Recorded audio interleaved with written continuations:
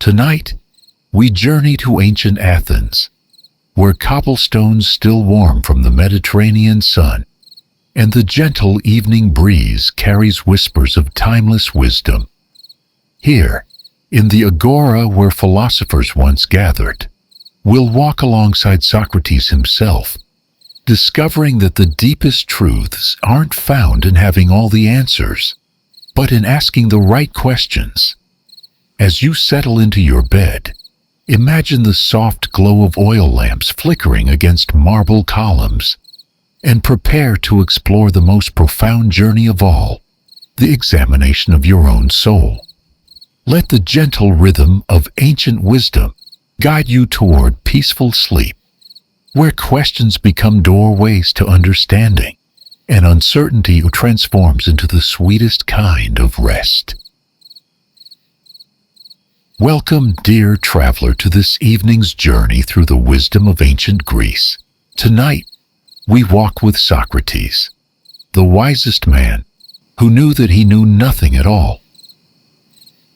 Take a deep breath and let your body sink deeper into your bed.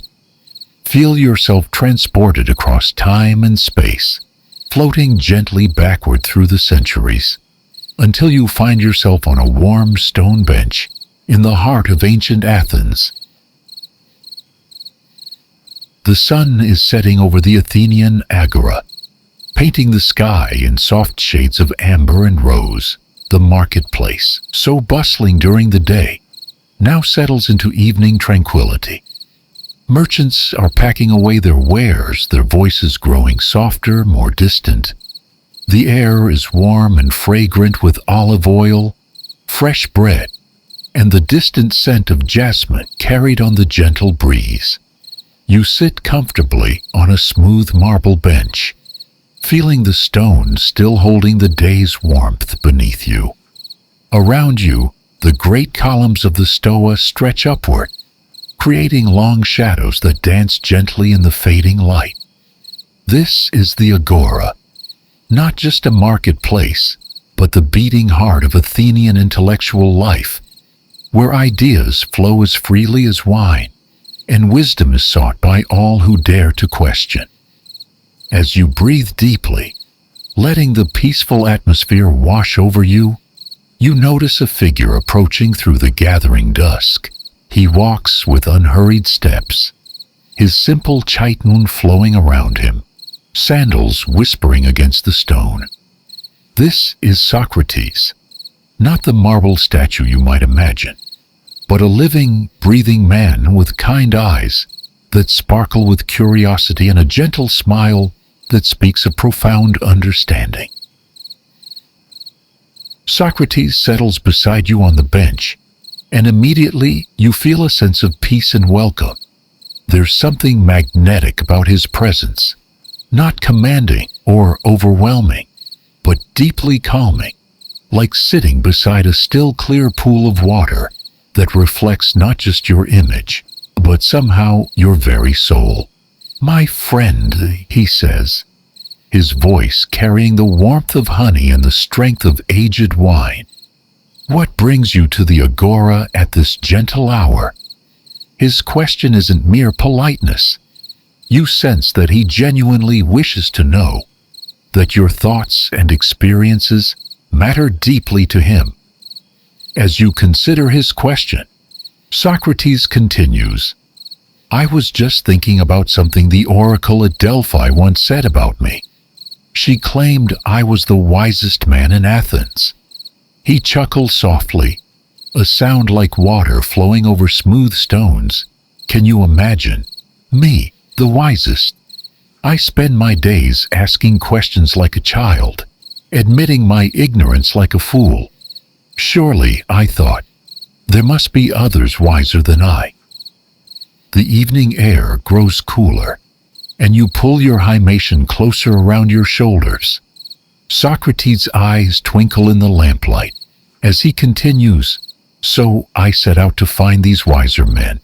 I spoke with politicians, poets, craftsmen, all convinced of their great knowledge, and do you know what I discovered?" He pauses, letting the question settle in the peaceful air between you. The distant sound of a lyre drifts from somewhere in the city, a gentle melody that seems to echo the rhythm of contemplation. I discovered, Socrates continues, his voice growing softer, more reflective, that they knew no more than I did about the truly important things, about goodness, about justice, about how to live a meaningful life. But there was one crucial difference. They thought they knew, while I knew that I didn't know. And perhaps, my friend, this is where wisdom begins, not in the accumulation of facts, but in the honest recognition of our own ignorance. As he speaks, you feel yourself sinking deeper into relaxation, your breathing naturally slowing to match the gentle rhythm of his words. The agora around you seems to fade slightly, becoming dreamlike, as if you're viewing it through a soft veil of approaching sleep. Tell me, Socrates asks gently, what do you think you know with absolute certainty? His question floats in the air like incense, sweet and penetrating, about yourself, about the world, about what makes life worth living. Don't strain to find answers. Simply let the questions wash over you like warm water.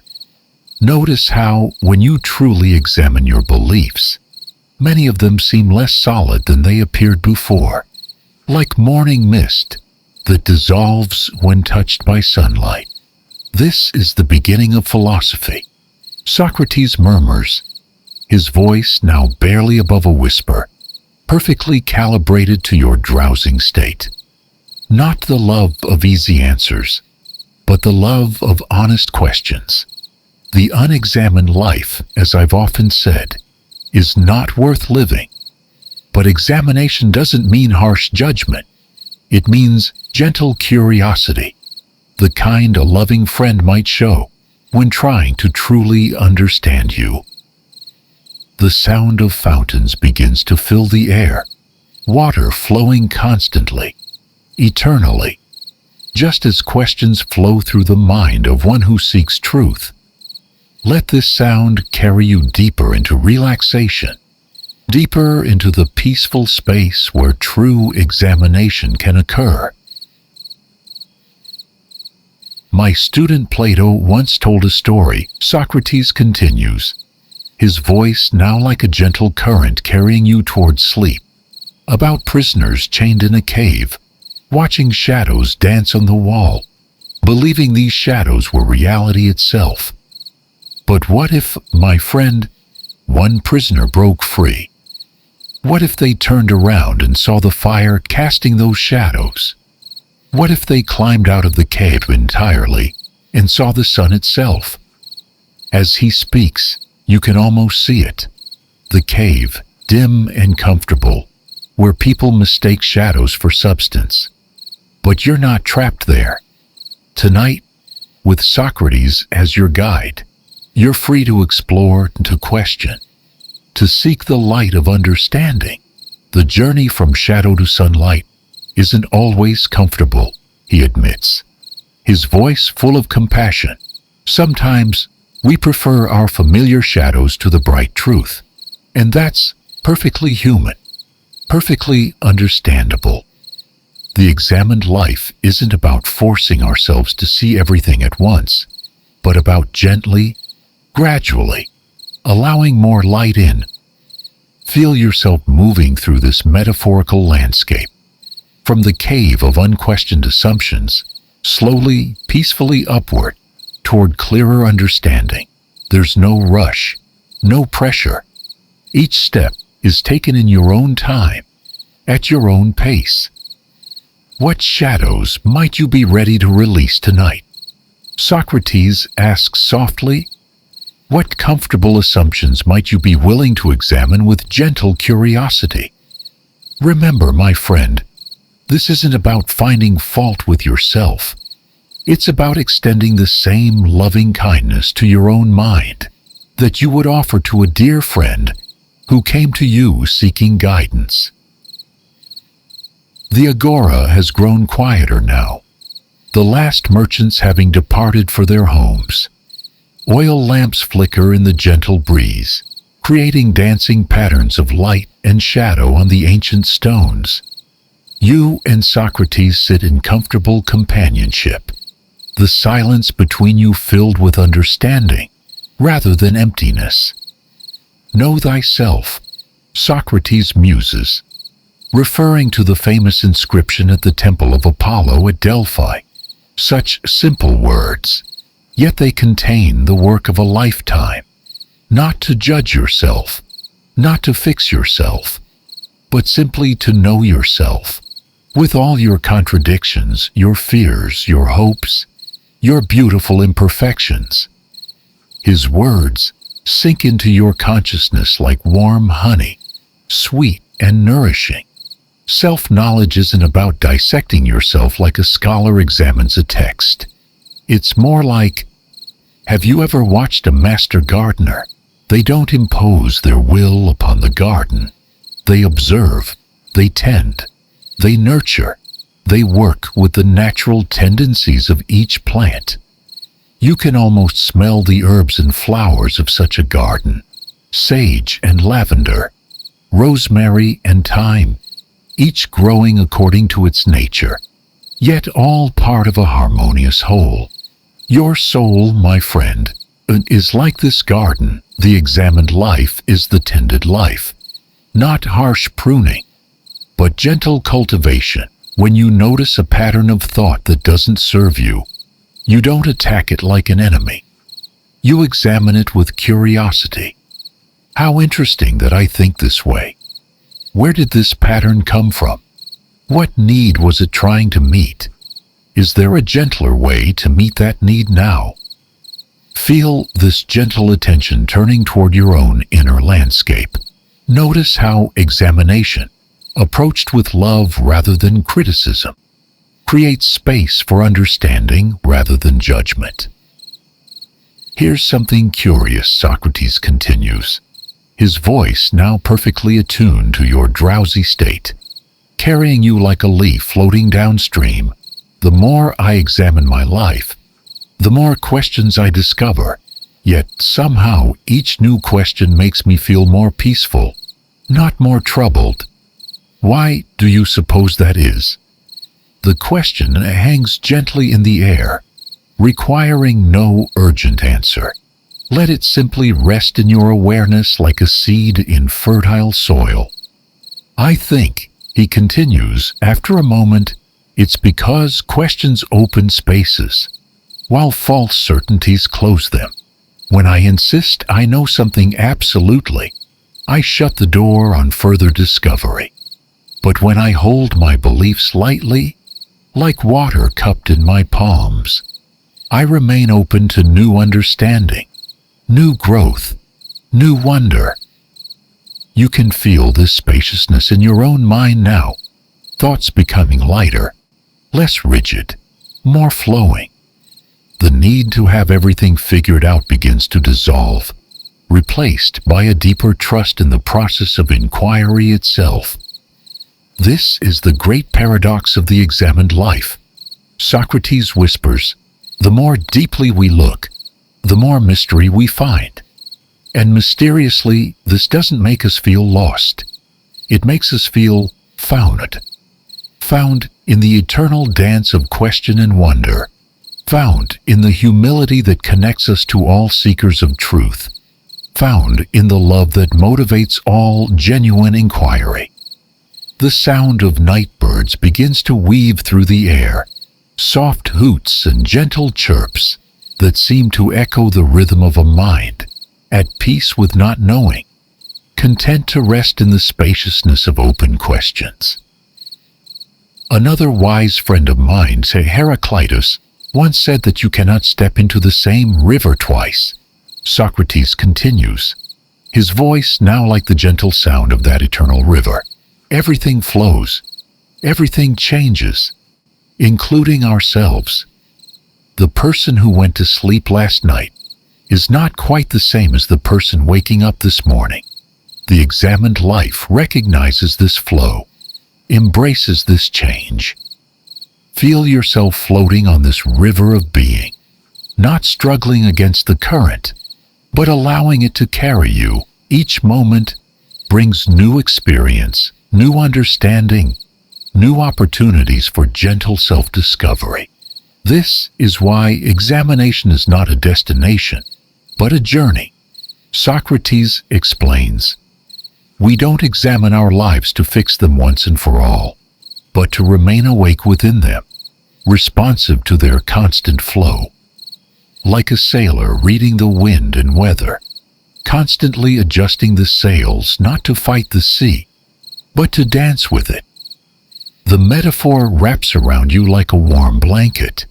You are both the sailor and the sea, both the observer and the observed, both the question and the space in which answers might arise. What would it be like, Socrates asks dreamily, to approach tomorrow with this same gentle curiosity, not needing to have yourself all figured out, but willing to meet whatever arises with the same loving attention you might offer to a mystery unfolding before your eyes. The night has grown deeper around you, stars beginning to emerge in the darkening sky above the agora. The stone bench beneath you feels perfectly supportive, the air perfectly mild. Socrates' presence beside you radiates a deep peace that seems to emanate from his comfort with uncertainty, his love of questions, his gentle acceptance of the eternal mystery of existence. "My friend," he says softly, "our evening together draws to a close, but the examined life continues. It continues in your dreams, where your mind processes and integrates in ways beyond conscious control. It continues in your sleep, where your body and soul restore themselves for tomorrow's gentle explorations." Feel yourself preparing for this transition, from waking examination to sleeping integration. Your conscious mind has done its work. Now it's time to trust the deeper wisdom of sleep, the way your whole being naturally organizes and harmonizes when given the gift of rest. Remember, Socrates whispers, his voice now barely audible, the goal was never to solve the mystery of existence, but to live beautifully within it. You are already enough, already worthy of love, already participating in the grand conversation between soul and cosmos that has been going on since the beginning of time. The sounds of the agora fade to the gentlest whisper, distant fountains, soft breezes through olive trees, the contented settling of stones cooling in the night air. Sleep now, dear friend, Socrates breathes, his words like a blessing carried on the night wind. Sleep with the knowledge that you are held by something larger than your small worries, something more loving than your harshest self-judgments, something more patient than your most urgent questions. Feel yourself supported not just by your bed, but by the eternal search for truth that connects you to every sincere seeker who has ever lived. You are part of an endless conversation, a timeless community of souls who know that the deepest wisdom lies not in having all the answers, but in asking the questions that matter. Let your dreams be gentle teachers. Socrates murmur as his presence begins to fade like morning mist. Let your sleep be a sanctuary, where examination becomes integration, where questions become peace, where the examined life reveals its greatest secret, that to truly know yourself is to truly love yourself, exactly as you are, in this moment, in this eternal now. The agora dissolves around you, but the peace remains. The wisdom remains. The gentle curiosity that is your birthright remains. And in this remaining, this eternal presence that is both question and answer, both seeking and finding, you drift into the deepest, most restorative sleep, The unexamined life is not worth living, but the examined life. The examined life is a gift you give not only to yourself, but to the world. Sleep well, philosopher. Sleep well. Let's begin the second part of the story. As the gentle winds of Athens carry us forward through time, we find ourselves drawn to another luminous figure, walking the marble steps of the academy. The afternoon sun filters through ancient olive trees, casting dancing patterns of light and shadow on the ground below. Here, in this sacred space of learning, a new chapter of wisdom awaits. The man walking these paths moves with the measured grace of deep contemplation. His name is Plato, student of the great Socrates, and like his teacher before him, he too seeks to illuminate the darkness of ignorance with the torch of understanding. But where Socrates questioned what we think we know, Plato dares to ask an even more profound question. What is real? In the tranquil gardens of the academy, where the scent of jasmine mingles with the whisper of ancient texts, Plato often walks in the early hours before dawn. The world is soft and hushed, painted in shades of silver and deep blue. It is in these quiet moments that the deepest truths seem to surface, like pearls rising from the depths of a still pool. Today, as dewdrops catch the first rays of sunlight on spider webs stretched between cypress branches, Plato pauses by a marble bench. His mind is wrestling with a vision that came to him in sleep, a vision so vivid and strange that it has haunted his thoughts for days. He sits quietly, feeling the cool marble beneath him, and closes his eyes. In his mind's eye, he sees a place far removed from this peaceful garden, a place of darkness and confusion, where human beings live their entire lives without ever knowing the beauty of true daylight. "Come," he whispers to himself, as if speaking to an invisible companion, "let me show you something that will change how you see everything." Imagine, if you will, that you are walking beside Plato as he leads you down a winding path. The familiar sounds of Athens fade behind you, the calls of merchants, the clip-clop of horses, the gentle splash of fountains. The path descends gradually, winding through rocky outcroppings and ancient groves. As you walk, the light begins to dim. The sky above grows smaller, framed now by walls of stone that rise on either side. You are descending into a vast underground cavern, though you cannot yet see how vast it truly is. "Do not be afraid," Plato's voice echoes softly in the growing darkness. "We go to witness something that has been hidden since the beginning of time, not hidden by malice, but by the very nature of how we come to understand our world." The path levels out, and before you stretches an enormous cave. The ceiling disappears into blackness above, and the walls extend far beyond what your eyes can penetrate. But what captures your attention immediately is not the vastness of the space, but the strange scene unfolding in its depths. In the deepest part of the cave, you see them, human figures seated in rows, their backs to you, all facing the same direction. At first glance, they appear to be watching something with rapt attention.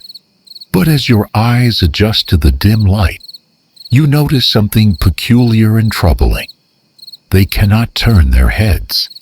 Heavy shackles bind not just their hands and feet, but their necks as well, forcing them to look straight ahead at the rough stone wall before them.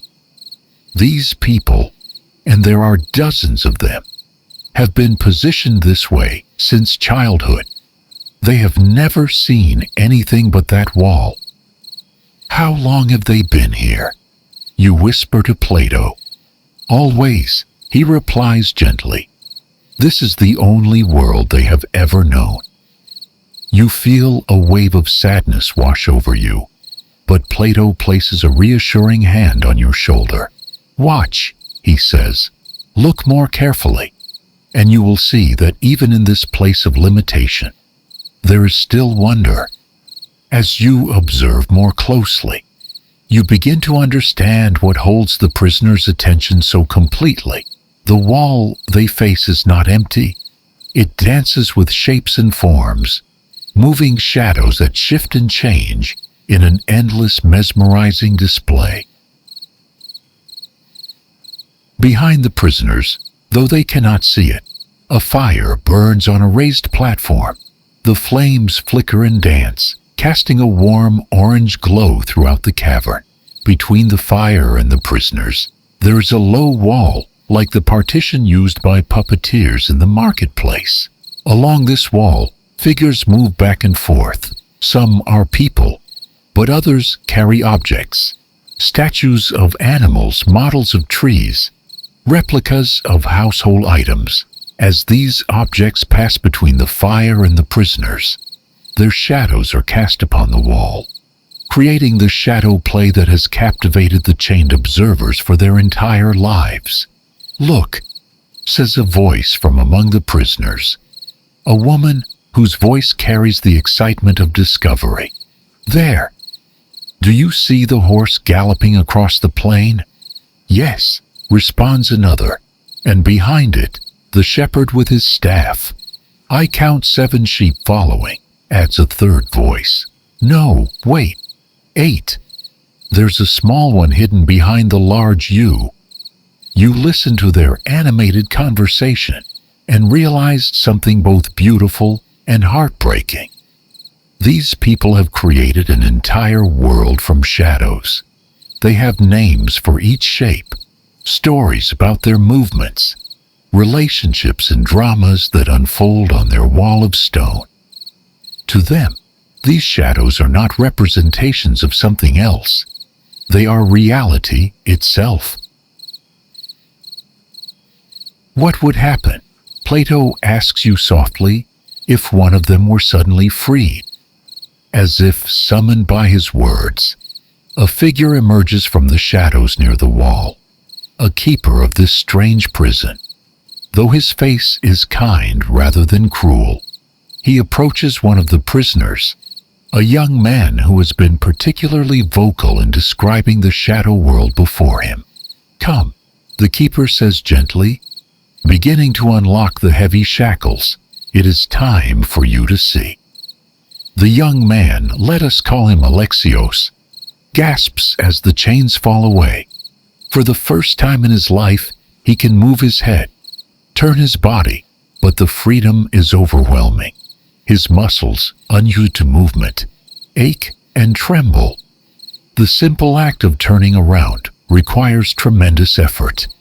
I cannot," Alexios whispers. "It hurts. Please, let me return to my place. I was watching something important, a story about a great battle between shadow warriors." But the keeper, with infinite patience, helps Alexios to his feet. "Come, brave one. Turn around. Look behind you."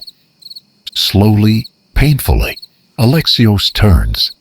His eyes, accustomed only to the gentle play of shadows, are immediately assaulted by the brightness of the fire.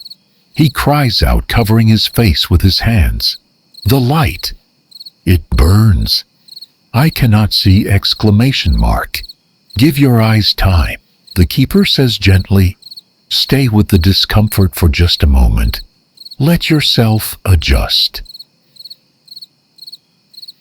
As you watch Alexios struggle with this new reality, you feel Plato's presence beside you like a calming anchor. "This is always the first challenge," he murmurs.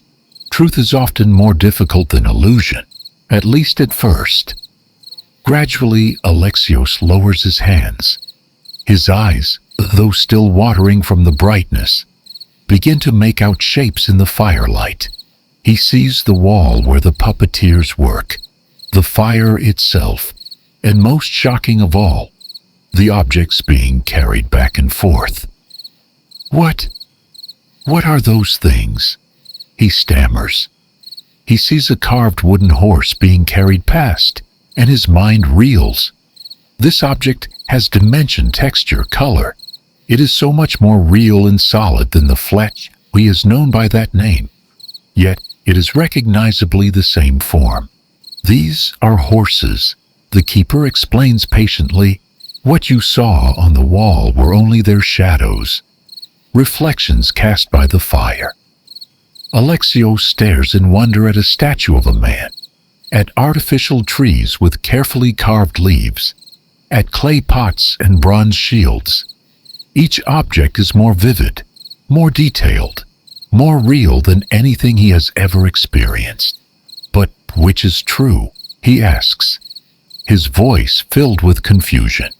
The shadows I have always known, or these things?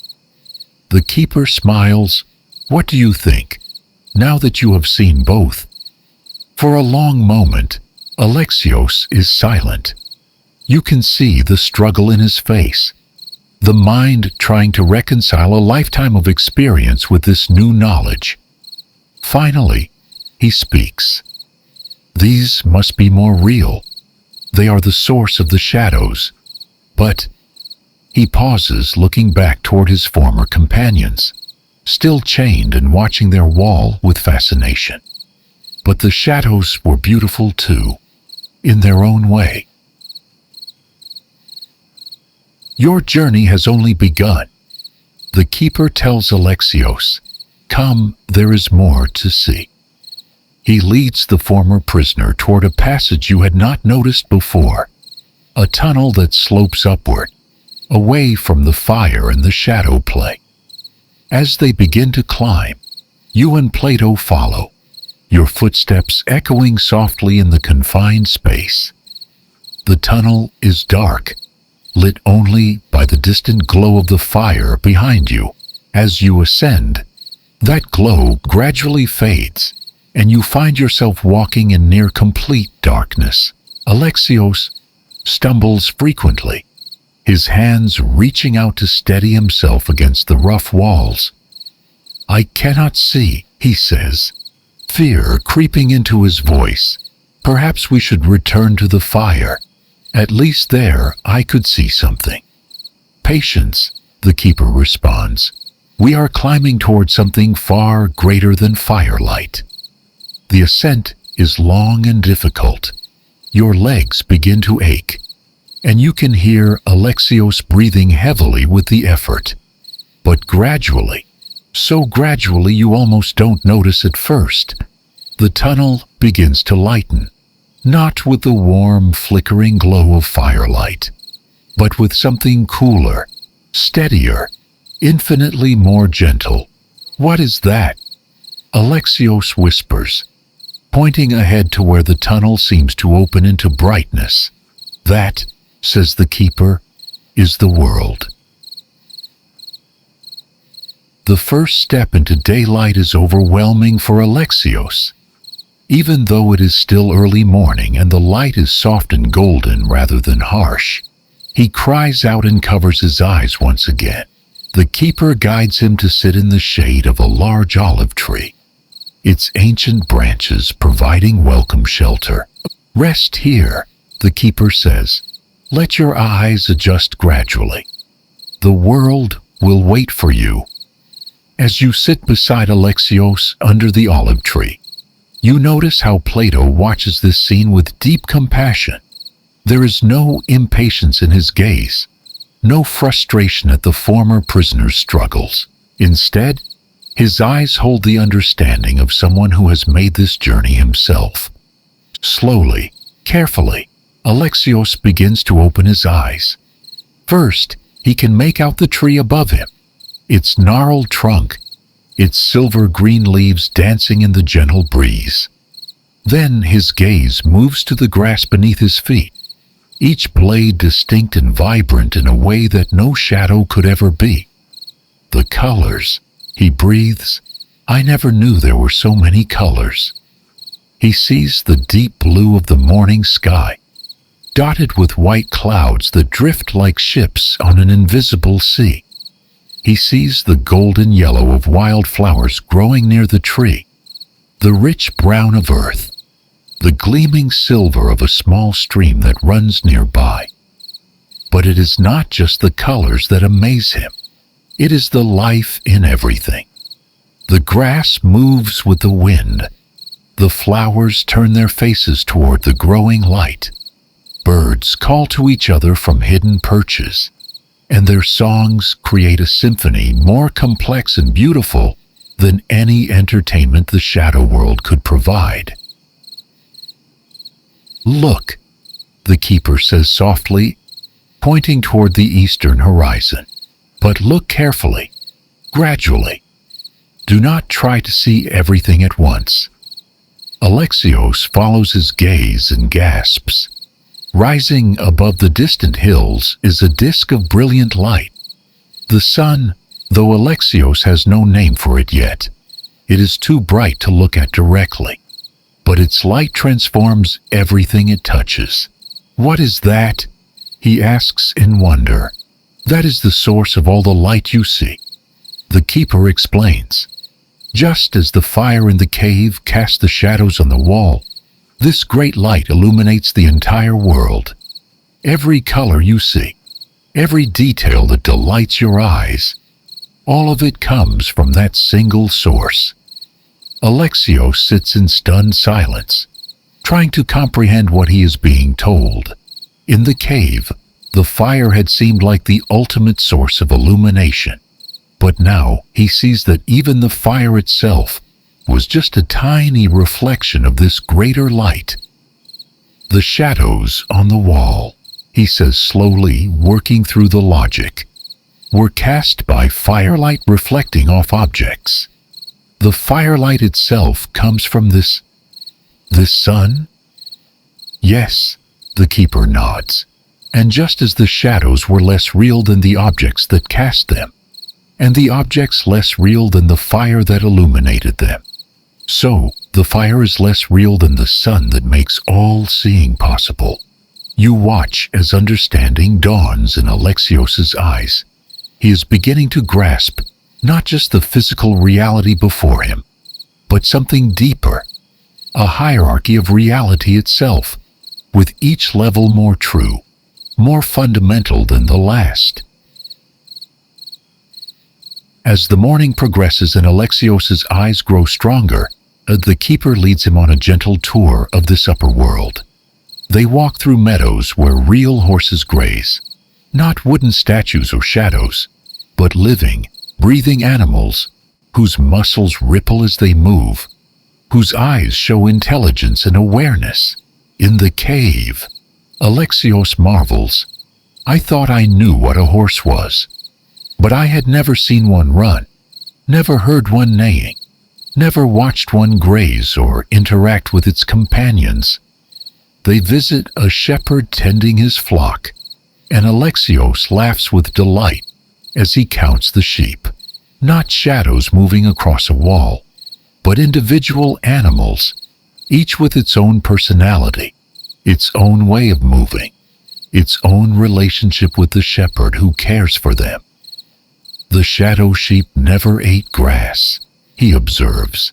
"They never huddled together for warmth or followed their leader to water. I see now that I knew almost nothing about sheep at all." By a clear pool, he kneels and stares at his own reflection. The first time he has ever seen his own face. He touches his cheeks, his hair, his eyes, marveling at the correspondence between what he feels and what he sees. "Is this really me?" he asks. "It is your reflection," the keeper explains. "Just as the shadows were reflections of objects, this is a reflection of you, but you yourself are more real than your reflection." As the day reaches its peak and the sun stands high overhead, Alexios turns to the keeper with sudden urgency. "I must go back," he says. "I must tell the others. They are still chained in darkness, watching shadows, thinking that is all there is. But I have seen the truth. I have seen the real world, the sun, the source of all light and life. The keeper's expression grows gentle but sad. And what do you think will happen when you tell them? They will want to be freed, of course. Alexios exclaims, who would choose shadows over reality? Who would prefer chains to freedom? Perhaps we should see, the keeper says quietly. Together they begin the long descent back into the cave. As they move from the bright surface world back through the dark tunnel, Alexios finds the transition difficult in a new way. Having experienced the richness of true sight, the darkness feels oppressive and confusing.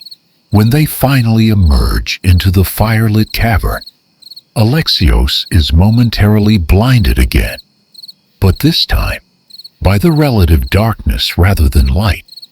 His eyes, now accustomed to the sun's brilliance, struggle to make out the familiar shadows on the wall. Alexios rushes to his former place among the chained prisoners, his voice filled with excitement and urgency. Friends, companions, I have returned with the most wonderful news. We have been living in darkness, watching mere shadows, but there is a whole world above us. A world of light and color and life beyond anything you can imagine. The prisoners turn their heads as much as their chains allow, looking at him with confusion and growing irritation. Alexios, one of them calls, where have you been? You missed the great drama. The Shadow King defeated the Shadow Dragon. It was magnificent. But don't you understand?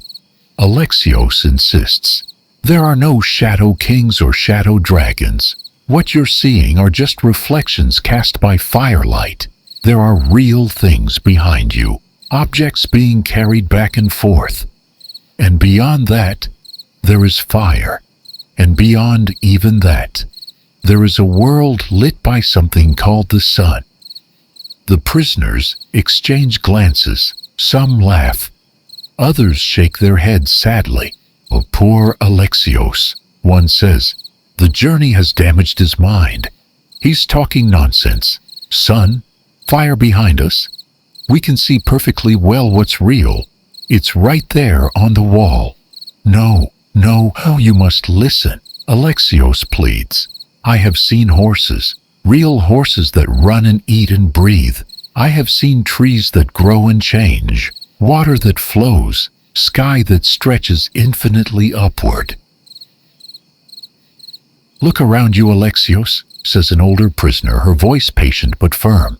Do you see any of these things you claim exist? We see shadows on the wall, clear, obvious, undeniable. You speak of invisible things, impossible things. Which is more reasonable? To believe what we can clearly observe, or to believe your wild tales? But I can free you, Alexios says desperately. I can help you see what I have seen. He moves toward the chains of the nearest prisoner, but the man recoils. Stay back, the prisoner shouts. Don't touch my chains. I'm perfectly comfortable here. I understand this world. I know the patterns, the stories, the meaning of what I see. Why would I want to be dragged into your confusion and darkness? You watch this scene unfold with growing sadness, and you notice that Plato beside you has tears in his eyes. This is always the way, he whispers to you. Those who have seen the light often find that others prefer their familiar darkness. The truth can be threatening to those who have built their lives around illusions. Alexios tries a different approach. At least let me tell you what I learned, he pleads. Even if you don't believe me, surely you can listen.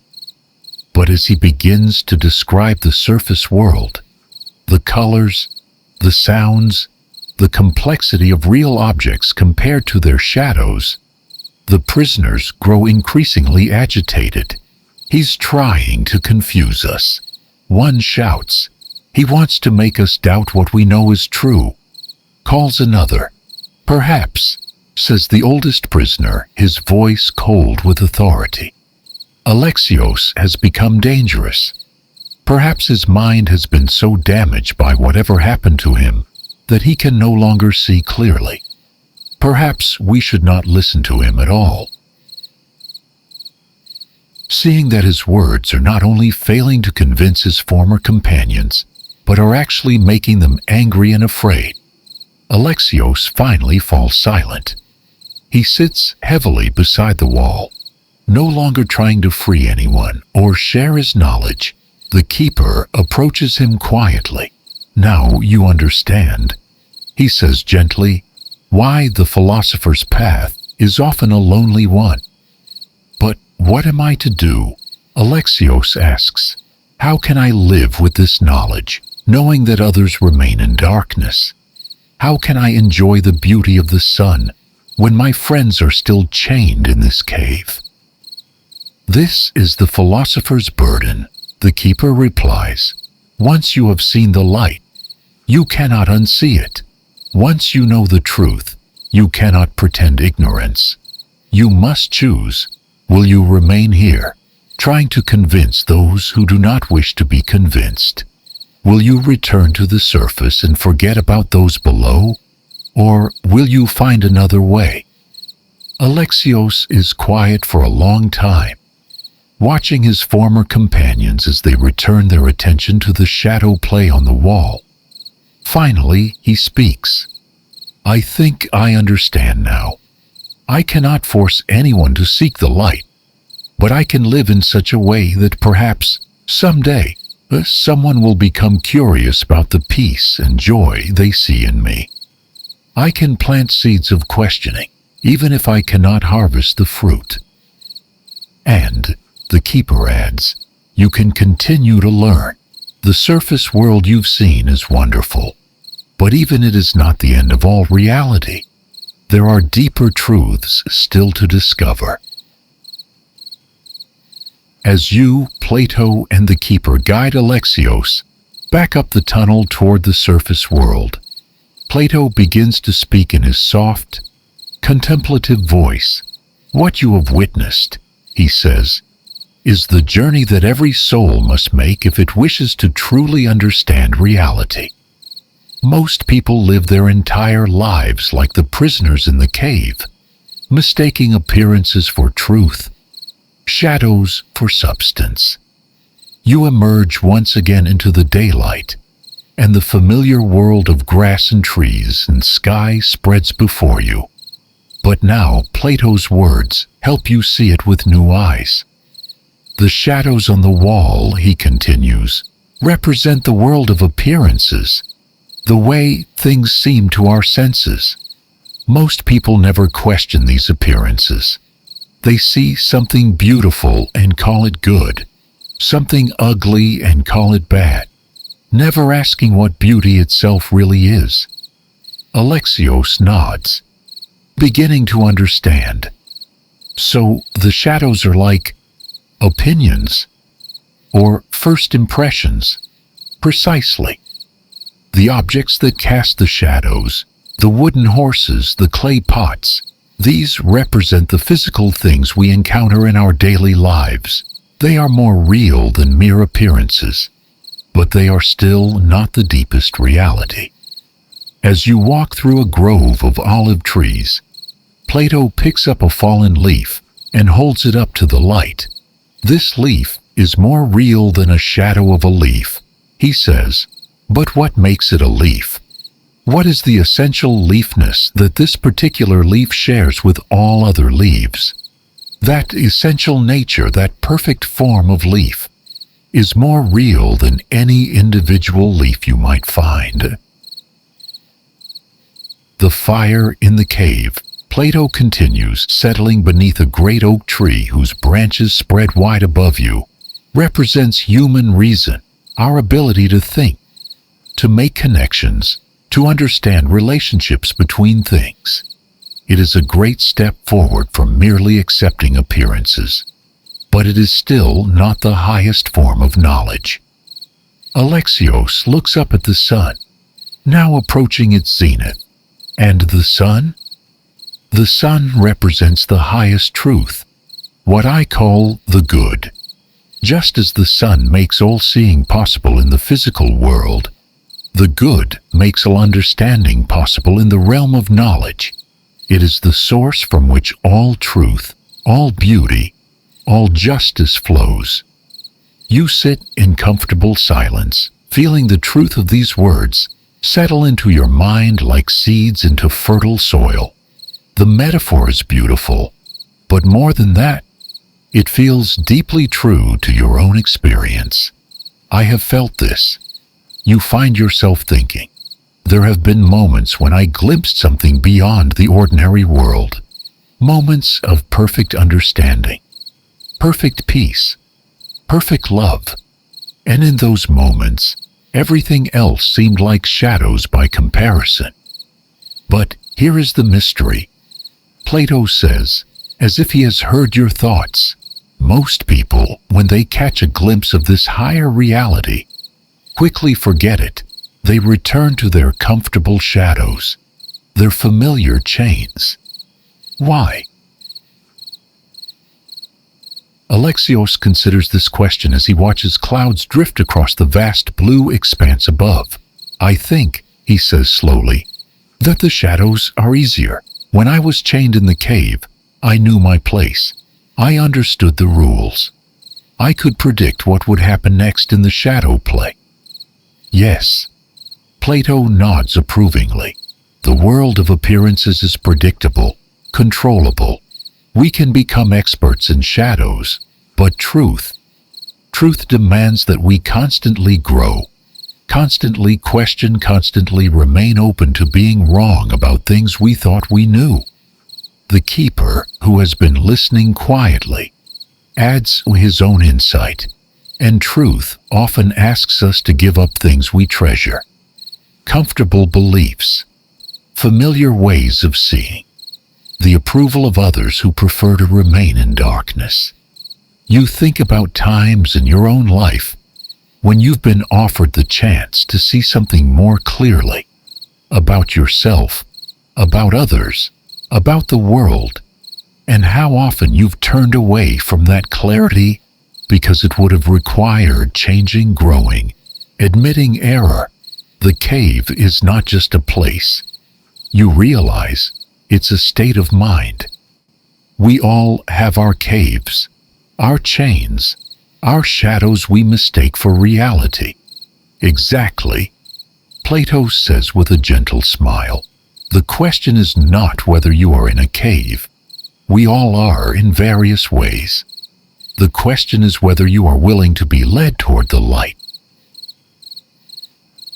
As the afternoon sun begins its descent toward the western horizon, casting long golden shadows across the meadow, Plato rises and brushes the grass from his robes. Come, he says, it is time to return to the academy. But as we walk, let us carry with us the question this story raises. As you begin the gentle ascent back toward Athens, Plato poses these questions like gifts offered on an open palm. In your own life, what shadows have you mistaken for reality? What comfortable chains have you been reluctant to examine? When truth has been offered to you, how have you responded? And when you have glimpsed higher realities, what has drawn you back into familiar darkness?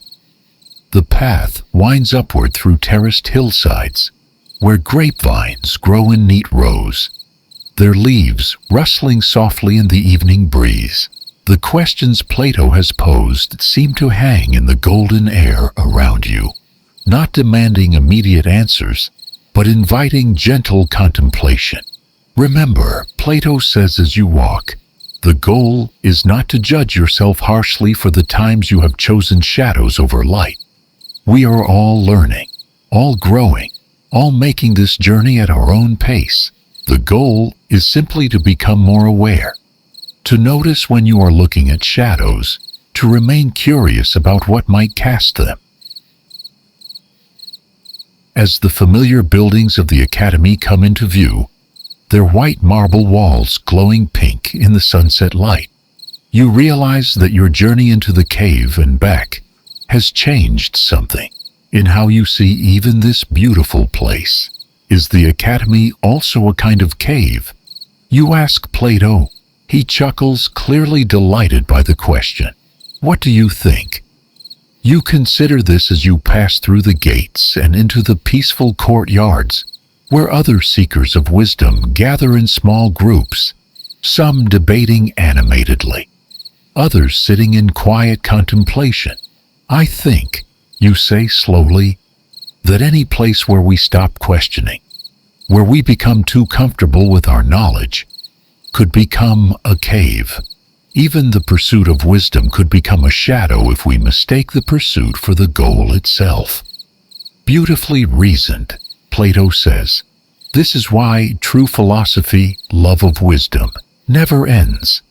The moment we think we have captured truth completely, we have probably grasped only its shadow. As you settle into the familiar rhythm of academy life, the evening meal shared in companionable silence, the soft murmur of students discussing the day's insights, you carry with you a new sense of spaciousness, as if the horizons of your world have expanded infinitely. That night, as you lie on your simple bed in the academy dormitory, listening to the gentle sounds of the Mediterranean evening, crickets chirping, a distant lyre playing, the soft whisper of wind through olive branches, Plato's story continues to unfold in your mind.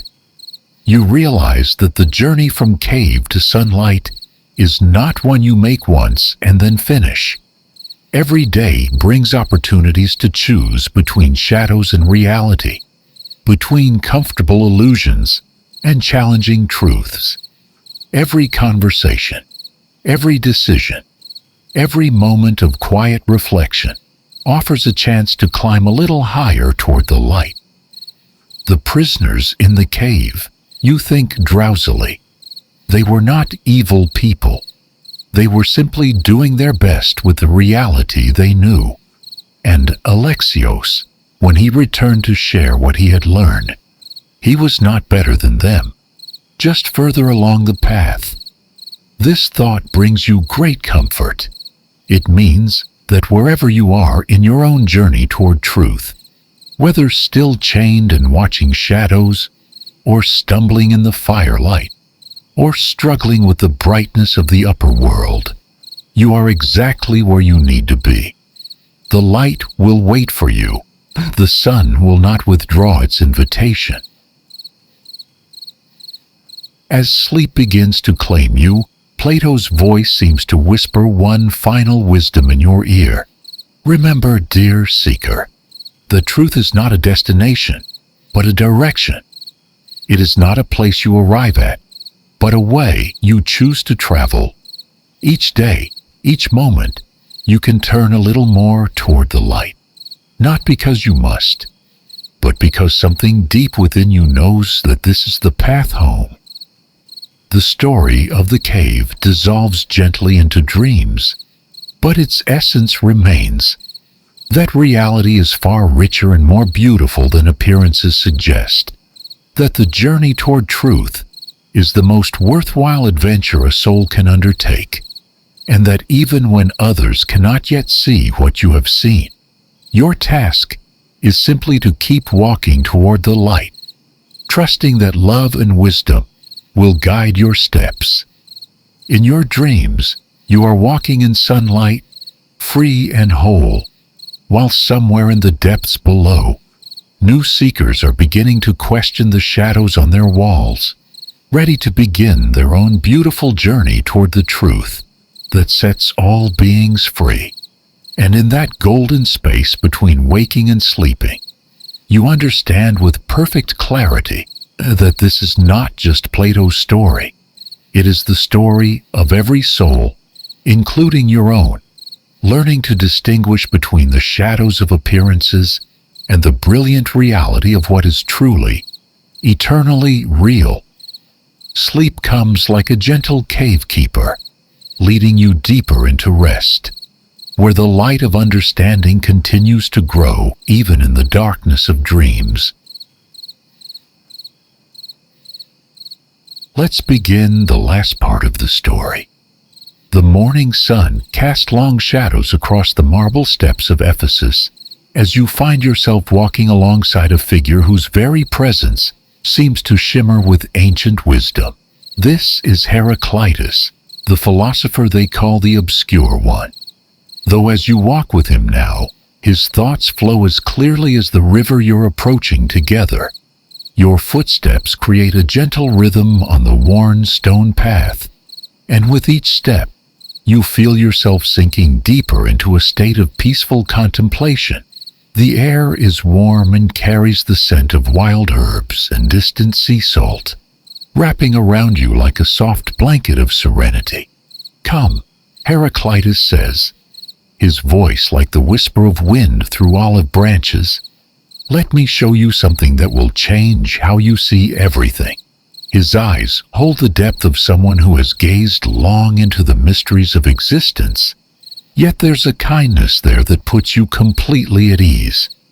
As you approach the riverbank, the sound of flowing water begins to fill your consciousness, a gentle, constant murmur that seems to wash away all tension from your body.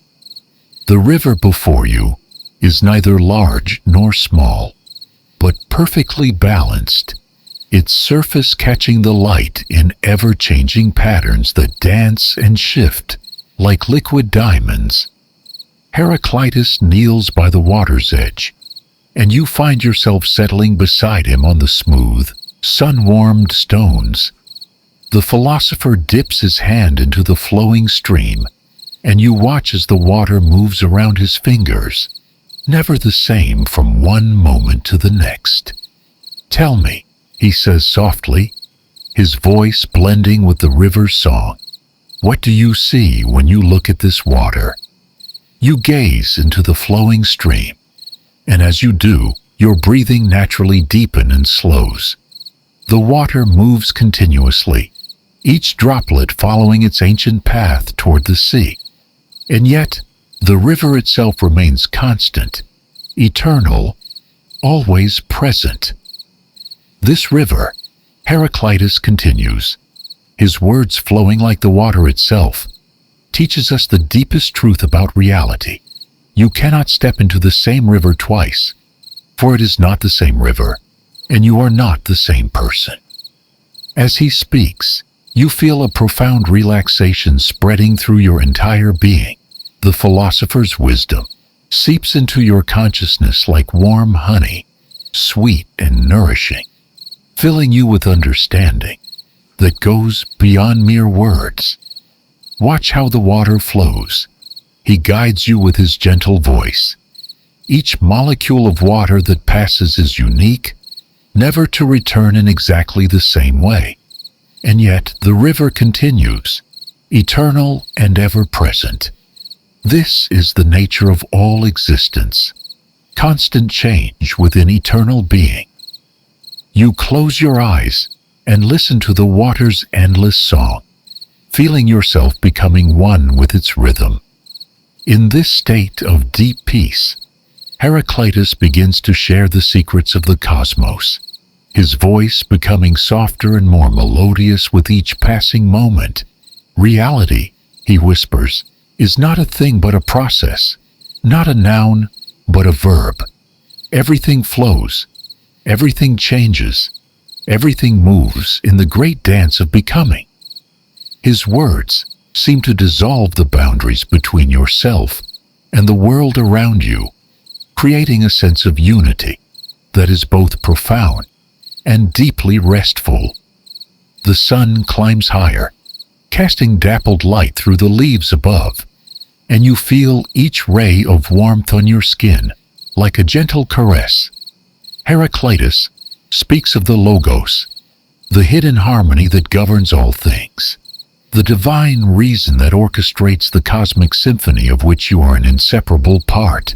Listen closely, he says, and his voice seems to come from everywhere and nowhere at once, and you will hear the Logos speaking through all things, through the flowing of this river, through the rustling of leaves, through the beating of your own heart. In this deepening state of tranquility, you begin to understand that conflict and harmony are not opposites, but partners in the eternal dance of existence. The river teaches this lesson perfectly. It flows peacefully, yet it carves through stone. It nourishes life, while carrying away what no longer serves. Heraclitus places his hand on your shoulder, and through his touch, you feel connected to the ancient wisdom of the earth itself. The path up and down are one and the same, he says, his voice now barely above a whisper. What appears to be opposition is simply the rhythm of the one expressing itself through the many. As you sit by the river's edge, your consciousness expands to embrace this truth.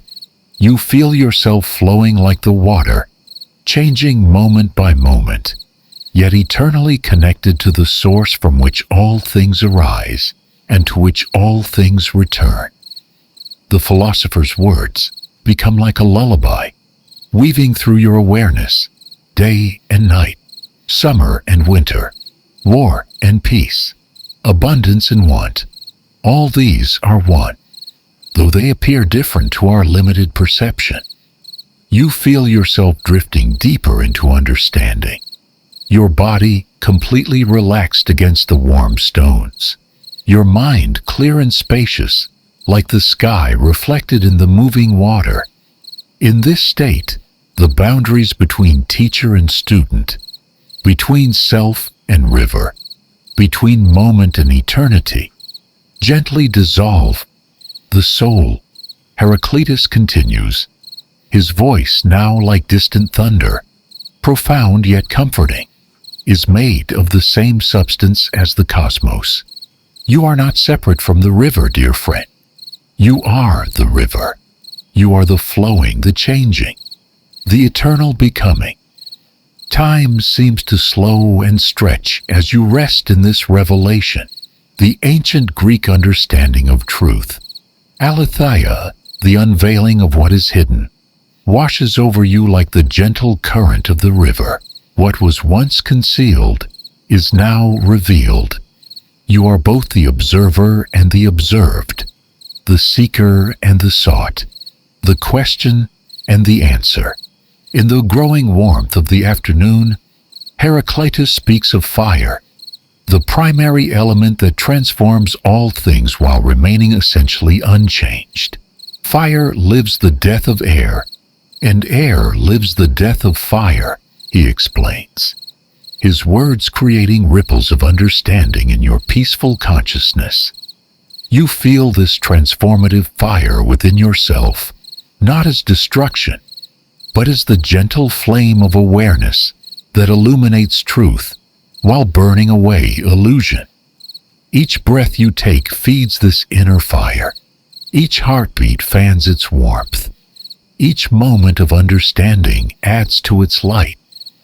The philosopher's teachings merge with the sound of flowing water, creating a symphony of wisdom that resonates in every cell of your being. You understand now that seeking truth is not about finding something external, but about recognizing what has always been present, the eternal process of becoming that you yourself embody. Wisdom, Heraclitus whispers, his voice blending with the river's eternal song, is one thing: to know the thought by which all things are steered through all things. In this moment of perfect clarity, you feel that divine thought moving through you, guiding you, expressing itself as your very existence. The shadows grow longer, painting the landscape in hues of gold and amber. You feel completely at peace, your body heavy with relaxation, your mind clear and spacious. The ancient philosopher's presence remains with you, but now you realize he was never separate from you. He is the wisdom that flows through your own consciousness, the eternal teacher that speaks from within. As the day gently transitions toward evening, you rest in the profound understanding that you have always been part of the river, part of the flow, part of the eternal becoming that is the deepest nature of reality. There is nothing to seek because you are what you have been seeking. There is nothing to become because you are already the becoming. The water continues its ancient journey, carrying with it all the stories of all who have ever sat by its banks, seeking truth. Your story is now part of that eternal narrative, woven into the fabric of the cosmos itself. You are the river, the seeker, the truth, and the seeking, all flowing together in perfect harmony.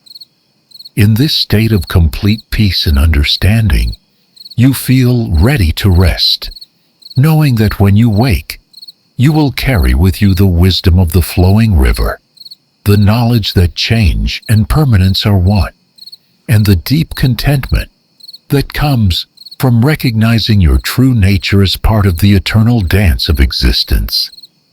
The gentle sound of water continues to flow through your consciousness, washing away any remaining tension, any lingering questions, leaving only the profound peace of one who has touched the source of all wisdom and found it flowing within their own heart.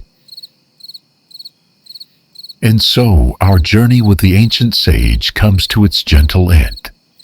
Like the river that continues to flow even as we rest, the wisdom of Heraclitus moves through you now, bringing the deep peace that comes from understanding your place in the eternal dance of becoming. As you settle into the soft embrace of slumber, know that you carry within you the flowing wisdom of the ancients. May you rest as peacefully as the river rests in its banks, knowing that change and constancy are one, that you are both the observer and the observed, forever part of the beautiful mystery of existence. Sleep now, dear traveler, and let the gentle current of dreams carry you to shores of perfect rest. Good night.